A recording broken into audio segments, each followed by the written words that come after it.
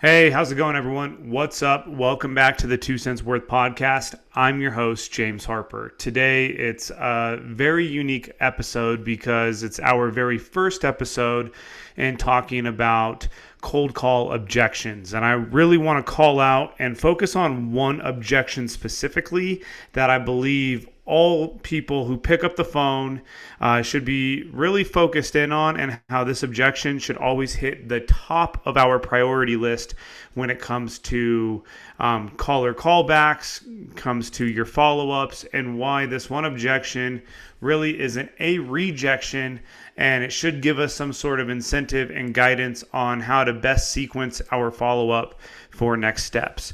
What is that one objection that I'm talking about? It's the send me more information.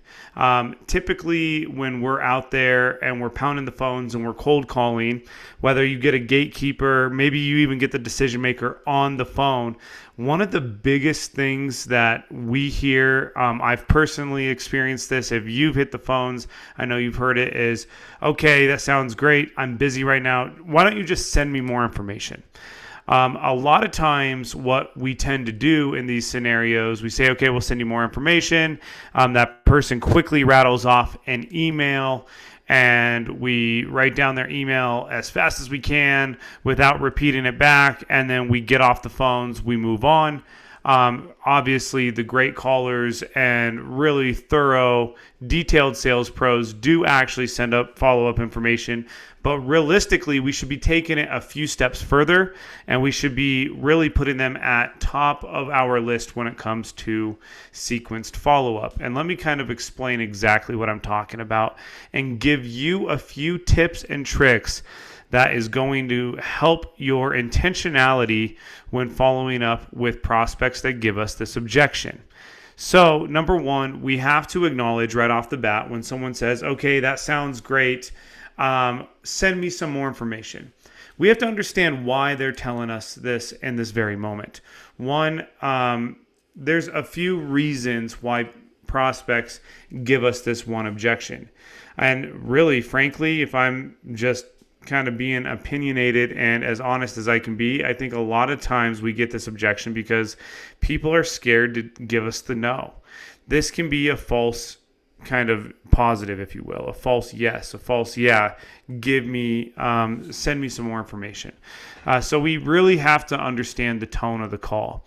If someone's busy and we hit them out of the blue, they're not in front of their computer, they're not at their desk, they're just not in a focused mindset to where we should even be engaging and giving them any sort of information that they might want or be needing to make a decision on.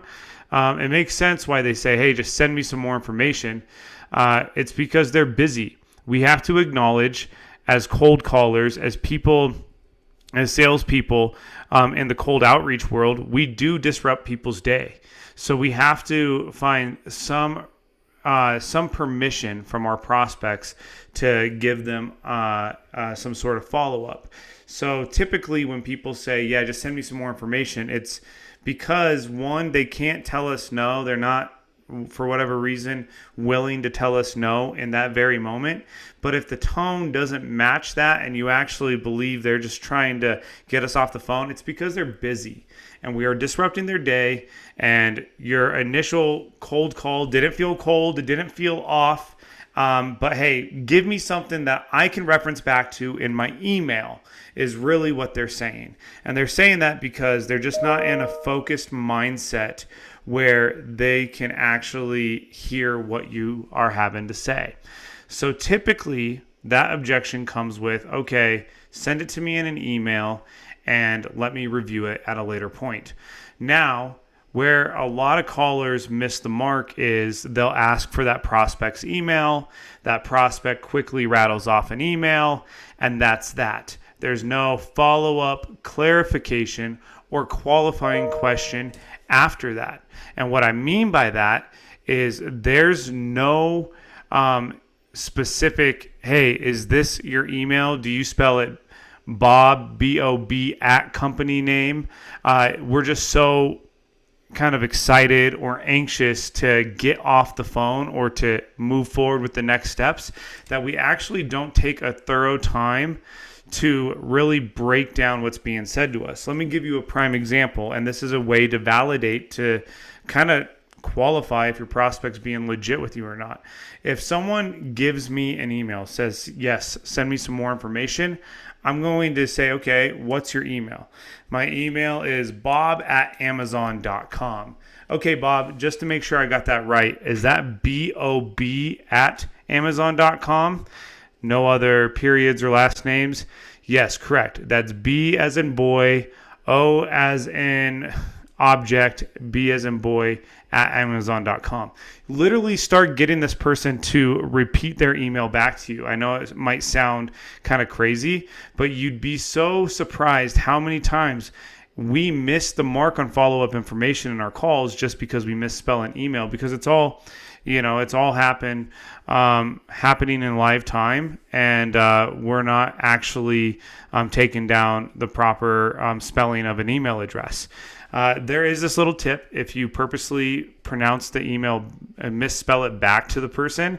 Oh, did you say job, J-O-B, at amazon.com? No, Bob, B-O-B, at amazon.com. If you actually misspell it back to the person, as crazy as that sounds, and they correct you, they're giving you a legit email address. Kind of a crazy small cold call tip that I've seen work really beautifully in the past. The other thing that we have to realize when we get this objection, yes, send me more information, we're getting a little bit of permission to follow up with that person. So we need to make sure we are doing everything in our power to kind of tag them as priority follow-up, because in the cold call world, we're looking for engagement and we're looking for permission to follow up with people that it makes sense to follow up with. And when they say, yeah, you know what, send me some more info, they're giving us some slight permission there. And when it's cold outreach, listen, guys, let's be real. Slight permission is a good thing. We want to kind of keep opening that door until it finally opens up completely or it closes on us. And they've given us a little bit of permission to send them something. Now we want to reference our call on our follow-up. We want to make sure the email references exactly what we mentioned to them on the call. We want to keep that email concise. We want to keep it brief, and we want to add an action. Hey, I realized I missed you. I caught you at a busy time today. Thanks for giving me your email. Here's some of the information that I said I'd send you. Doesn't make sense for me to give you a call back Thursday at 10 a.m. If not, please suggest a time. Let's put some action items in that email. That sounds very simple and common sense, but common sense isn't always so common. And there's been many of times that I've personally not put a solidified action item in terms of a callback time in there, and I've missed the mark on appropriately following up with these prospects that have given us a little bit of permission to follow up with them. Last but not least here is we have to acknowledge that this is ultimately a deflection in the moment. But if we take this deflection and we try to turn this into an opportunity, try to engage with this person via email, and then once we send them that email, even if they don't respond to it, but we're tracking them, we see that they've opened it multiple times, maybe they just opened it and that's it, we now have a reason. We have incentive to give them a call back. And this time, it's not a cold call. It's a follow-up call. And we must know the difference. Cold call is when someone literally has no idea who you are. They have no idea what you do or why you're calling. Well, now this person, in theory, should know who you are, what you do, and why you're calling. Now, this is a follow-up call. This is where we have to get serious about our tone and our pitch. And we don't want to make this anything about why why we originally called during that cold call. We want to just reference the email. Hey, Bob, listen, I know I called you on Tuesday. I sent you some information. Did you get a chance to receive that? And do you have any questions about it?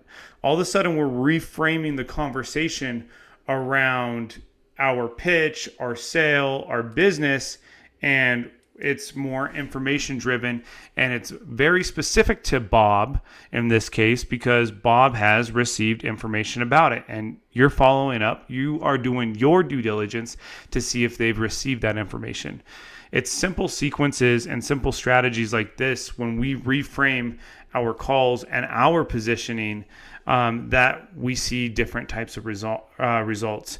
A good sales colleague and friend of mine, Phil McComb, says it: if you don't like the answers you're getting, ask different questions.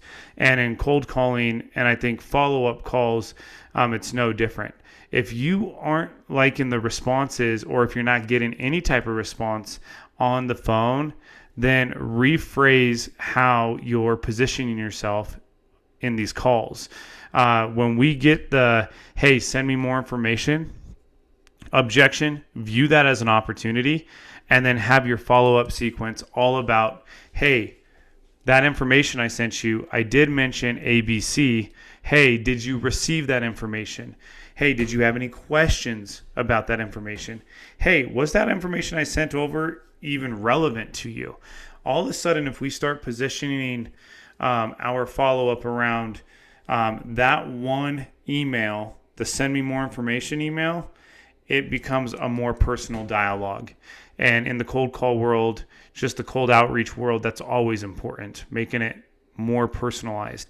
And then we can get into real dialogue and see how we can actually help that individual and see if that prospect makes sense for us to pursue and doing business with. So anyways, that's a few just thoughts I have on one of the most common objections in the calling world is the send me more information. Let's not view that as a dead lead. Let's start positioning our minds to view that as an opportunity. I'd also be very curious to anyone listening or watching this right now to see how you guys position those objections when you get the send me more information, what your sequence looks like on something like that. If you guys like this podcast, please, whether you're listening on Spotify, YouTube, iTunes, comment on it. Send it to a friend, review, rate it. It helps us expand our reach. We love our viewers and the listenership we've been able to gain over the last 12 months. And if you want more of this content, just check out agencyflair.com and look forward to speaking with you guys next week. Cheers.